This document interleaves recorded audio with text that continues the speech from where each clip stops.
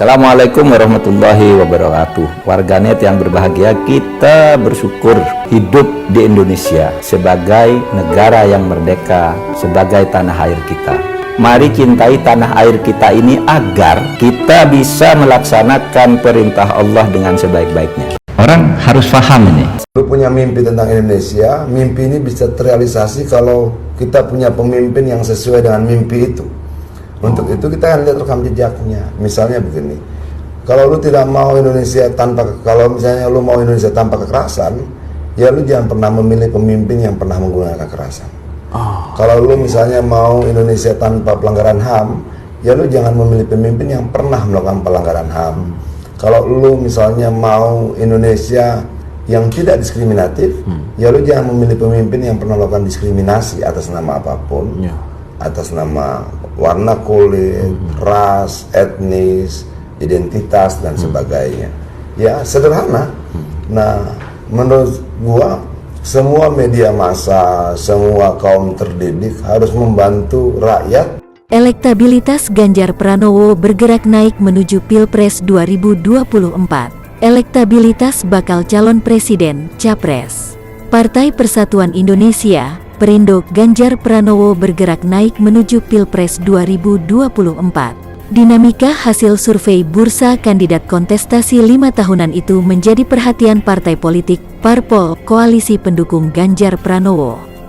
Namun tidak hanya itu, partai juga mempunyai sumber informasi lain yang menjadi alat pembanding. Parpol pendukung Ganjar tidak alergi dengan hasil survei, meski hasilnya tidak selalu menempatkan Ganjar di posisi teratas. Hasil survei bisa jadi salah satu alat untuk mengevaluasi strategi politik. Politikus Partai Demokrasi Indonesia Perjuangan, PDIP, Andreas Hugo Pareira mengungkapkan bahwa ke depan, Parpol akan mengintensifkan sosialisasi untuk meningkatkan elektabilitas Ganjar. Pasalnya, Ganjar memiliki modal bagus, yakni kesukaan masyarakat kepada Gubernur Jawa Tengah itu lebih baik dibandingkan baca pres lain. Memang tingkat kedikenalan GP, Ganjar Pranowo, belum maksimal, sedangkan tingkat kesukaan kepada GP relatif lebih baik dari baca pres lain. Sehingga kalau kedikenalan GP ini maksimal, saya yakin elektabilitas GP akan naik, dan tendensi kita lihat sedang bergerak naik, ujar Andreas. Pergerakan elektabilitas Ganjar sangat positif. Ia yakin masyarakat bisa melihat dan merasakan itu. Apalagi saat ini Ganjar terus bergerak menemui masyarakat di berbagai daerah. Di sisa waktu sebelum pendaftaran baca pres dan bacawa pres, Andreas mengatakan Ganjar dan partai pendukung akan meningkatkan intensitas pertemuan dengan masyarakat. Semakin intensif sosialisasi, tegas Andreas.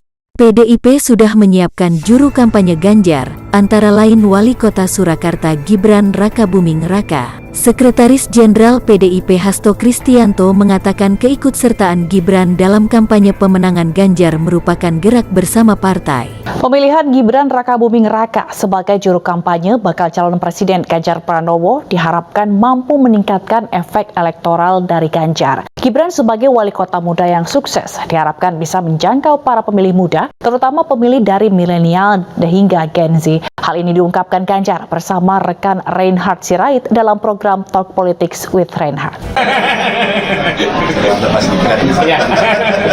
Lu ada Pak Walinya. Mas Gibran mengatakan kepada saya, pemilihnya Mas Gibran, pemilihnya Pak Jokowi itu sama dengan pemilihnya Pak Ganjar. Apa yang Mas Ganjar mau sampaikan soal pemilih yang hari ini, relawan yang hari ini berkumpul terus? Ya, kalau pertama konsistensi itu penting, karena pasti yang dulu berkumpul punya pikiran yang sama, punya visi yang sama, punya misi dan program yang sama, maka kita mesti berada pada barisan yang sama. Tapi itu tidak cukup. Mesti ada menyampaikan kepada kelompok-kelompok yang belum sevisi sama kita untuk kita ajak. Dan beberapa di Sulit tidak, Pak? Sulit tidak itu? Semuanya butuh keseriusan dan itu menggunakan data yang benar.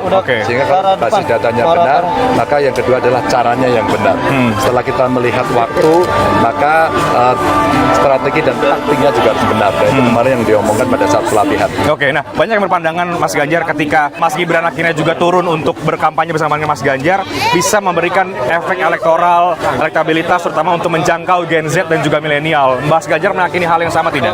Ya, saya kira saya berterima kasih ya Gibran mau terlibat. Saya kira ini bagian dari komitmen beliau yang bagus dan itu akan berpengaruh. Karena Mas Gibran itu representasi seorang kepala daerah, anak muda yang akhirnya harus memimpin kota dengan seluruh daya potensi kreatifnya yang dan sukses ya Pak. Sampai hari ini so far so good, bagus gitu. Jadi artinya pasti itu akan bisa menginspirasi sehingga yang lain, kalian, kamu juga bisa. Oke. Akan ada banyak berarti daerah-daerah yang akan bersama dengan Mas Gibran untuk jalan bersama. Ya. Dia mengatakan begini doktrinnya, kita harus mendirikan negara Islam Indonesia. Sebelum negara Islam Indonesia terbentuk, maka semua harta penduduk di sini boleh kita ambil. Tugas Anda menjaga Anies, agar Anda tidak menuduh orang mengobrak-abrik agar Anies gagal. Bahkan ketika ada orang datang ke saya minta saya bergabung ke Anies, saya menjadi cawapresnya, saya bilang, saya tidak mau. Kita mulai dulu dari yang seru dulu barangkali ya. Iyalah. Yang sudah diangkat oleh Tempo itu kalau tidak salah soal Golkar. Oh, Golkar. Iya. Gimana itu Golkar bisa begitu dan Pak LBP juga kelihatannya ingin masuk ke sana?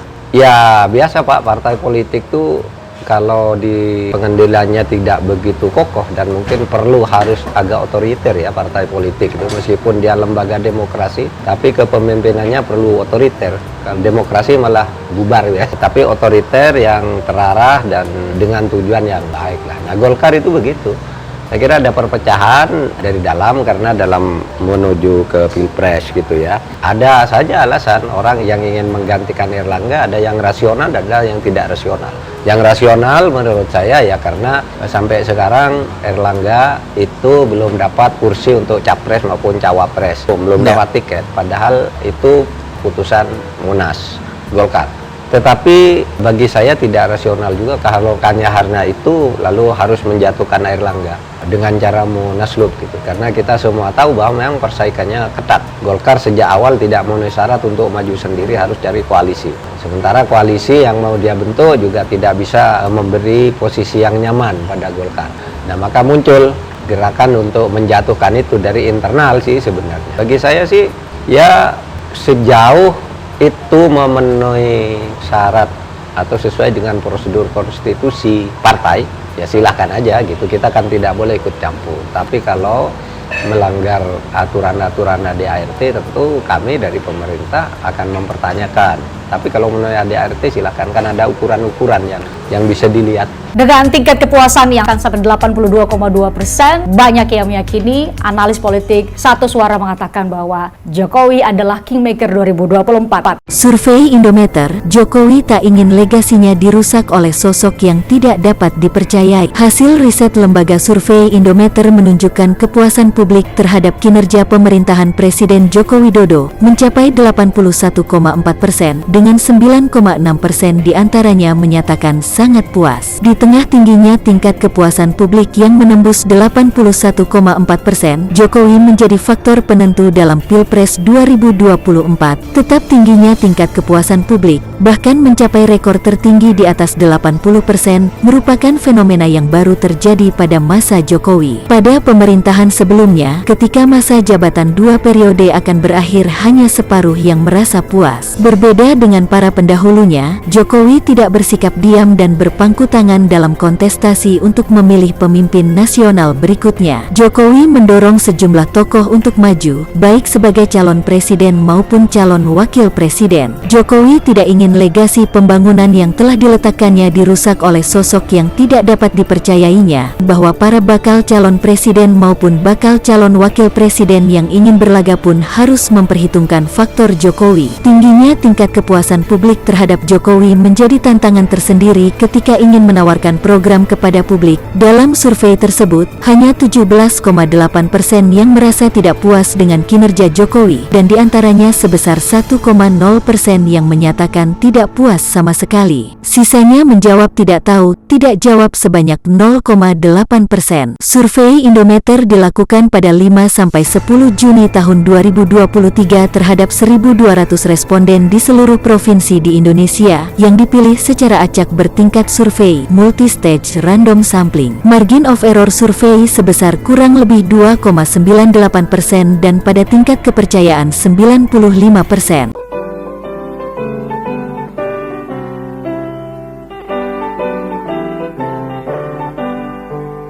Pemilihan umum telah memanggil kita, seluruh rakyat menyambut gembira. Hak demokrasi Pancasila, hikmah Indonesia merdeka. Pilihlah wakilmu yang dapat dipercaya, pengemban ampera yang setia. Di bawah Undang-Undang Dasar 45, kita menuju ke pemilihan umum.